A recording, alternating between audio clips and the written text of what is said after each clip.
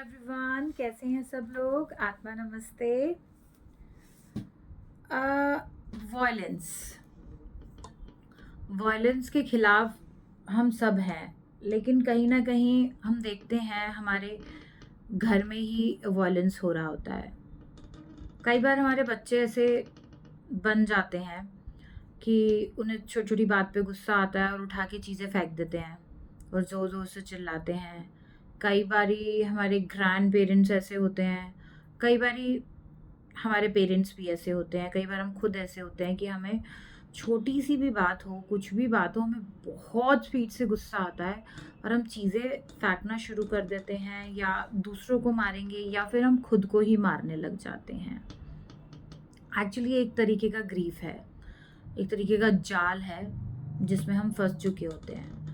वो यूजुअली तब होता है जब हमारे कुछ चक्रास ऐसे होते हैं जो कि एक्टिव ही नहीं होते या काम नहीं कर पा रहे होते हैं। साधारण भाषा में हम ये कहेंगे कि हम अनकॉन्शियसली बड़े इनसिक्योर होते हैं। हम यूजुअली इनसिक्योरिटी में ही सबसे ज़्यादा चिल्लाते हैं जब हमें सामने वाले से वो सिक्योरिटी नहीं मिलती जिसकी हमने उससे अपेक्षा आज तक करी थी, तो हम उस सिचुएशन में वायलेंस हो जाते हैं। कई बार हमारे को उस तरह के जवाब सुनने की इच्छा होती है और हमें वो नहीं मिलते, तो भी हमें बहुत गुस्सा आता है और गुस्सा जब कंट्रोल नहीं होता तो वो टुवर्ड्स वायलेंस चला जाता है। लेकिन आंसर यही है, क्या लोग तो जैसे ही हैं वैसे ही रहेंगे, लेकिन क्या हम अपना वायलेंस कंट्रोल कर सकते हैं? जोर से बात करना, चिल्लाना, सामान फेंकना, खुद को या दूसरों को मारना, हाँ, बिल्कुल हम ये कंट्रोल कर सकते हैं। This is totally controllable. सबसे पहले तो ज़रूरी है कि आप अवेयर रहें कि आप क्या कर रहे हैं और क्या बोल रहे हैं। सेकेंडली, आप किसी भी तरीके का मेडिटेशन करें जिसमें सांसों की क्रिया सबसे ज़्यादा हो। आप सुदर्शन क्रिया भी कर सकते हैं। That is one the biggest method to control your anger, जिसमें सांसों की क्रिया की जाती है बहुत ही अच्छे तरीके से। और अगर प्रॉब्लम, हमेशा से मैं एक ही बात बोलती हूँ, अगर प्रॉब्लम एनर्जी बॉडी में है तो डेफिनेटली सबसे पहले एनर्जी को ही ठीक करना पड़ेगा।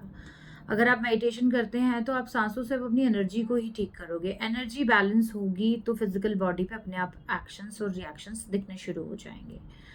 सो heal your self by pranic healing और बाय अदर हीलिंग।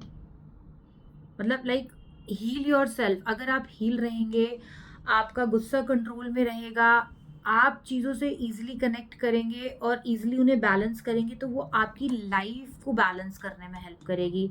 ज़्यादा गुस्सा ऑफिशियली भी खराब होता है और पर्सनली भी खराब होता है। अननेसेसरी एम्प्लॉयज़ के ऊपर ज़्यादा चिल्लाना, कलीग्स के ऊपर ज़्यादा चिल्लाना, छोटी बातों पे बड़े रिएक्शन देना, वो आपका एक फियर है, आपकी एक इनसिक्योरिटी है जिसका हम एक नाम नहीं दे पाते कि किस बात की इनसिक्योरिटी। यस, हम उसको एक नाम नहीं दे सकते, बट वो होती एक फियर और इनसिक्योरिटी है।